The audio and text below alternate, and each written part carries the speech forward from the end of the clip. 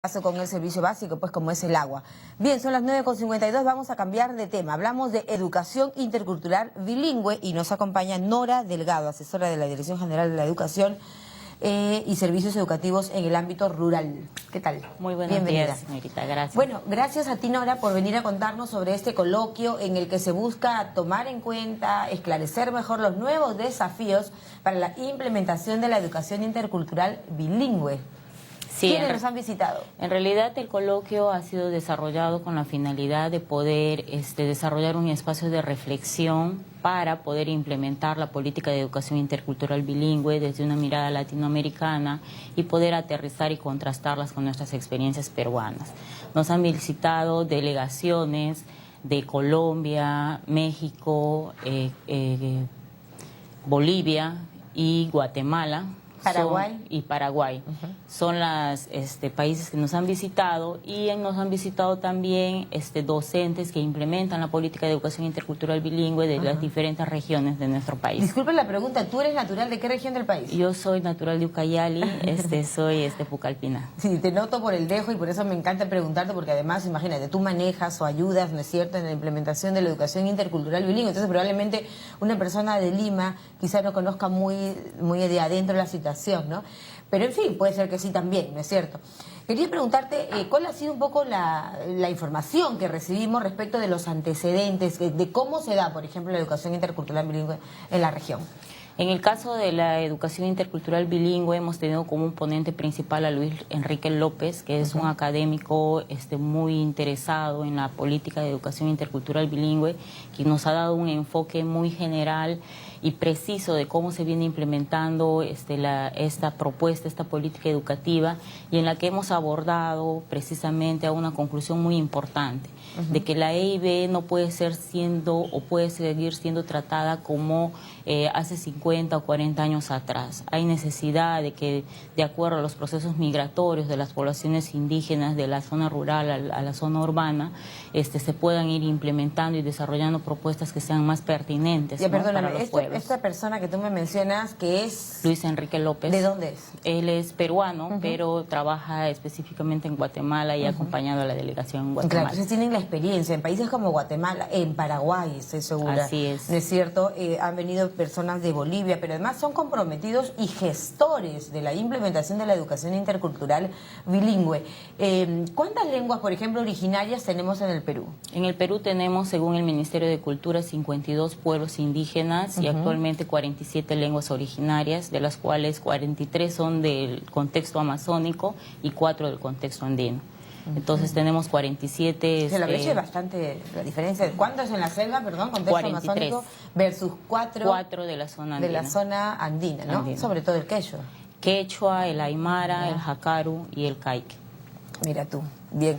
Ahora, es muy complicado, ¿crees tú? ¿A qué se refiere concretamente, Nora, implementar la educación intercultural bilingüe? O sea, ¿de qué se trataría en la práctica? En la práctica lo que se busca es que la educación intercultural bilingüe es una propuesta pedagógica y política en la que promovemos el desarrollo integral de nuestros niños indígenas, sobre todo para que puedan desarrollar sus aprendizajes en su lengua materna, pero al mismo tiempo puedan aprender y desarrollar el castellano como segunda lengua, para que ellos puedan ser parte de una sociedad intercultural y una sociedad democrática.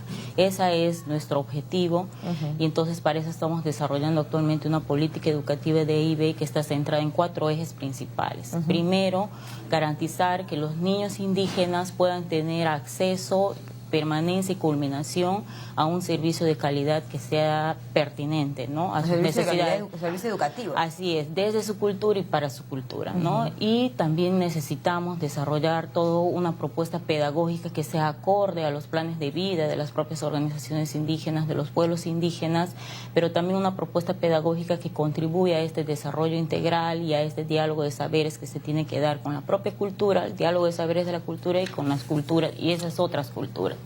También necesitamos desarrollar un proceso más sistemático en relación a la formación docente de maestros de educación intercultural bilingüe que puedan responder a esta demanda, ¿no?, Ahora, en del este servicio. coloquio, ¿no es cierto?, que han sido 2 días, me parece, lunes y martes, Sí, el lunes, ¿no? 10 y 11. 10 y 11 aquí en nuestro país, que además ha contado con el patrocinio cada vez más comprometido de UNICEF.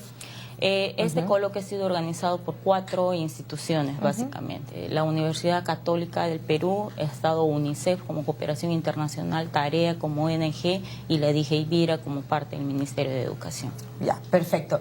Lo que busca es, por ejemplo, me parece relacionar elementos claves, como es la propia población, el concepto de familia, ¿no es cierto?, también, y por supuesto la educación comunicativa, ya la educación en sí. Pero yo te pregunto, ¿no es cierto?, esto no pasa porque, por ejemplo, en otros colegios de la capital, tanto públicos como privados, se aprende a hablar las lenguas originarias.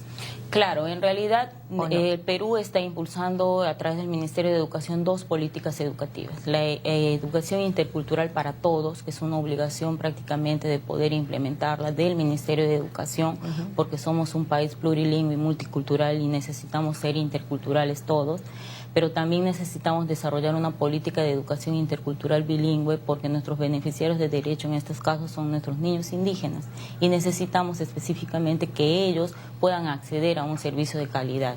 Los colegios de Lima pueden acceder a desarrollar una lengua no originaria, que en este caso puede ser el quechua, o de la preferencia que pueda tener el colegio, y nosotros como ministerio deberíamos estar en la capacidad de poder ofertar el servicio con docentes, ¿no?, para que puedan desarrollar este proceso de la mejor pero yo manera. entiendo que también han habido muchos docentes de las zonas, de las zonas rurales, en realidad, más que nada, donde tenemos nuestras lenguas originarias. Me parece que han participado un buen número de profesores. Sí, en realidad... Incluso de colegios unidocentes. Sí, al coloquio han participado 38 docentes de instituciones educativas unidocentes multigrado, procedentes de la zona rural y que están ejerciendo labor de docentes o como también de acompañantes pedagógicos o especialistas. ¿Qué es un acompañante pedagógico? El acompañamiento pedagógico es una estrategia que está impulsando el Ministerio de Educación para promover el mejor desempeño del docente.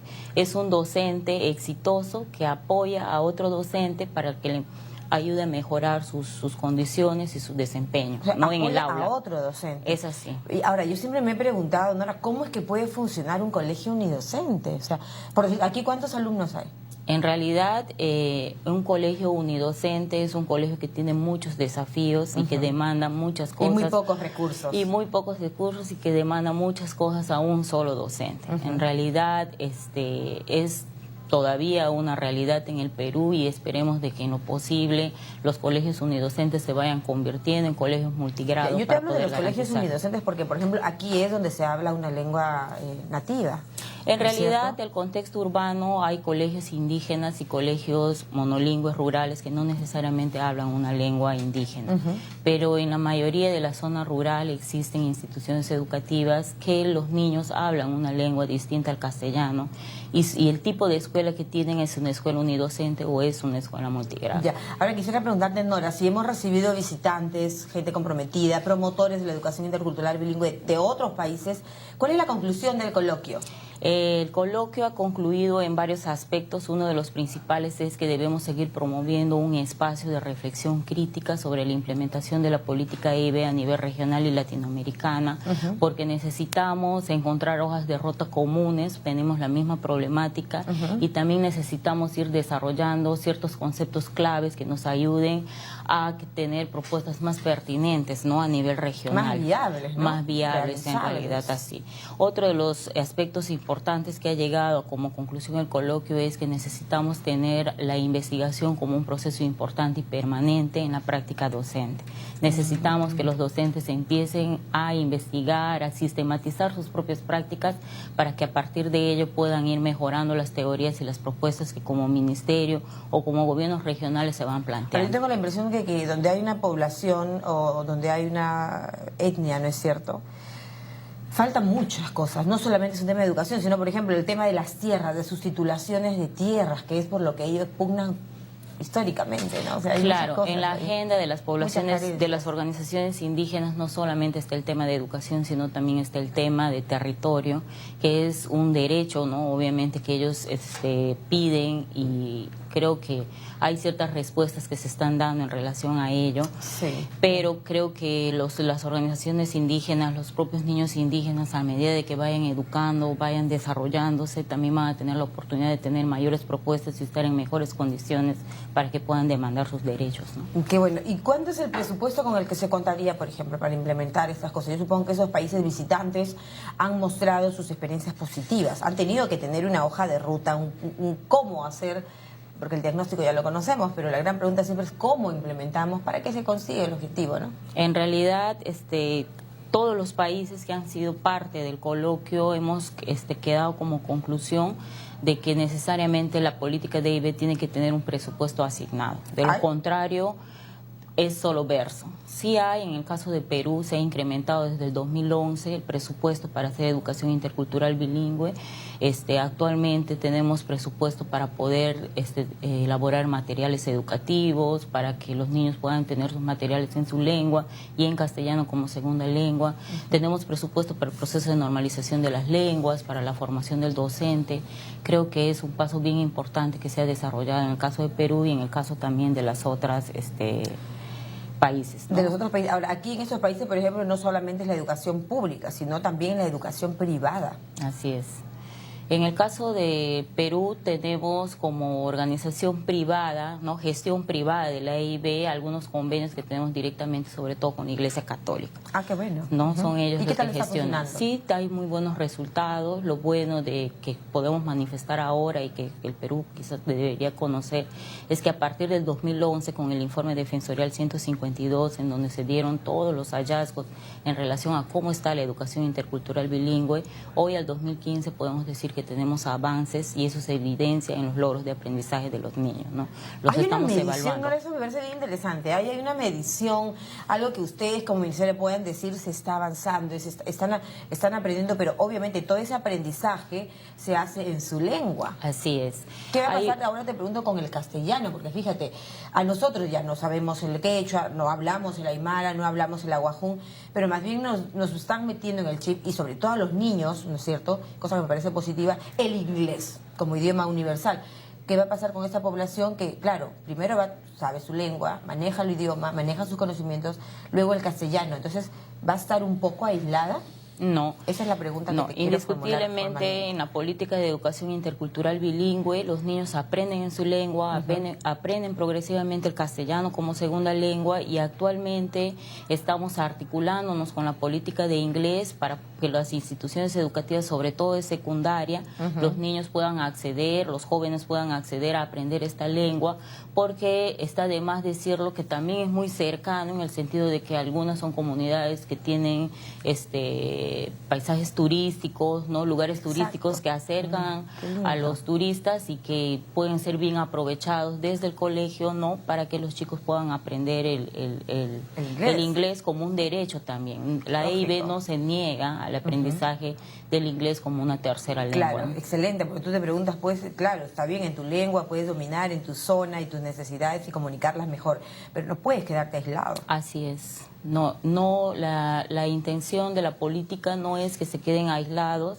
es reivindicar la cultura, es desarrollar todo el tema de la identidad para que se puedan ir adecuando a nuevos contextos y sobre eso ir proponiendo y desarrollando aspectos que puedan mejorar su calidad de vida. Excelente.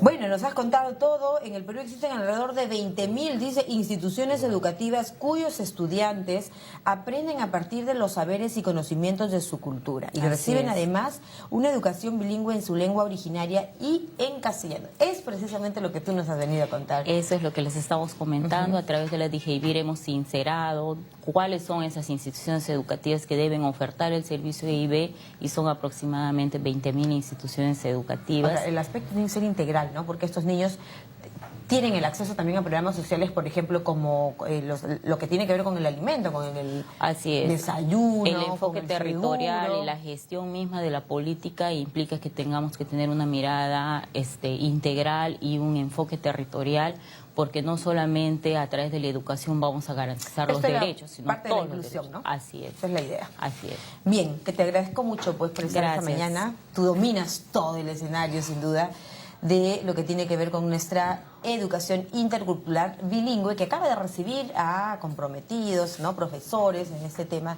de distintos lugares de la región. Que les vaya bien. En el objetivo era Nora Delgado del Ministerio de Educación, hablándonos de este tema. 10:07, una pausa.